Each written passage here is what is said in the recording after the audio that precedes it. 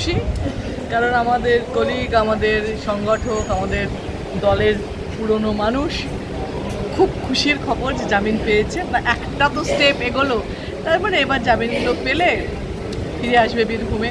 দারুণ খবর এটা। দেখুন, কেষ্টদা দীর্ঘদিন ধরে জেলে ভরা আছে। আমাদের জেলার লোক, নিশ্চয় কিছু অন্যায় করেছিল। আসল অন্যায়টা ইডি সিবিআই বুঝতে পারবে, ওটা বলতে পারবো না। তবে বেলটা তো হলো আদালতের ডিসক্রিপশন, সুপ্রিম কোর্ট বেল দিয়েছে, এতে আমাদের প্রতিবাদ বা অন্য কিছু করার জায়গা নেই। আমি একজন আইনজীবী, বেল পেয়েছে ঠিক আছে, কিন্তু বেল পেয়েছে মানেই বেকসুর খালাস পেয়েছে এটা ভাববেন না।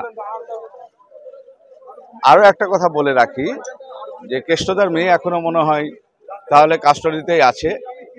মেয়েটার জন্য আমাকে ব্যক্তিগতভাবে খারাপ লাগে, তবে বেল মানেই কেস থেকে আপনি মুক্তি পেয়েছেন এটা ভাবার কোনো জায়গা নেই।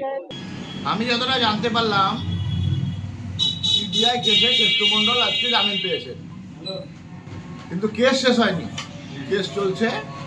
আর ইডির কেসে এখনো কেষ্টমণ্ডলকে ভিতরেই থাকতে হবে। সুতরাং যারা নাচানাচি লাফালাফি করছে তাদের না করাই ভালো। এই তদন্ত আন্তর্জাতিক গরু পাচারের সঙ্গে যোগাযোগের তদন্ত চলছে।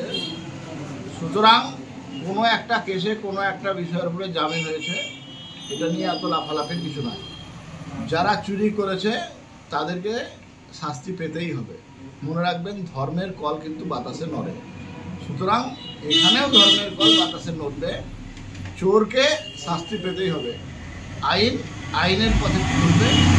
আমরা আইনের প্রতি আস্থাশীল, আমরা বিচার ব্যবস্থার প্রতি ভরসা রাখি। সুতরাং বিচার ব্যবস্থা যে সিদ্ধান্ত দিবে সেই সিদ্ধান্তকে আমরা স্বাগত জানাচ্ছি। না, কোর্টের নিয়মে যেটা আছে আর কি, জামিন তো তুমি তো যতক্ষণ না একটা লোককে কতদিন ভরে রাখবে, তোমাকে তো চার্জশিট জমা দিতে হবে। এইটা হচ্ছে একটা ফ্যালাসি যে তাকে ধরে রাখলাম, চার্জশিট জমা দিচ্ছি না, বাই পার্ট দিচ্ছি, তাকে রিলিফ দেওয়ার জন্যই দিচ্ছি আর কি। ফলে এইটা আমরা প্রথম দিন থেকে বলছি যে এত যে দুর্নীতি, এত যে ঘটনা ঘটছে, তাদেরকে এই যে তৃণমূল এবং বিজেপির যে বোঝাপড়া, সেই বোঝাপড়াটা প্রতি ক্ষেত্রে প্রমাণ করছে। এই তো নীতি আয়োগের মিটিংয়েও তো প্রমাণ হলো। ইন্ডিয়া ব্লক উনি বলছেন, অথচ ইন্ডিয়া ব্লককে কোনো মুখ্যমন্ত্রীরা যাননি, উনি গেলেন। এবং উনি গেলেন, এটা ধরা পড়ে যাবেন এইটার জন্য তিনি একটা নাটক করে বেরিয়ে এলেন।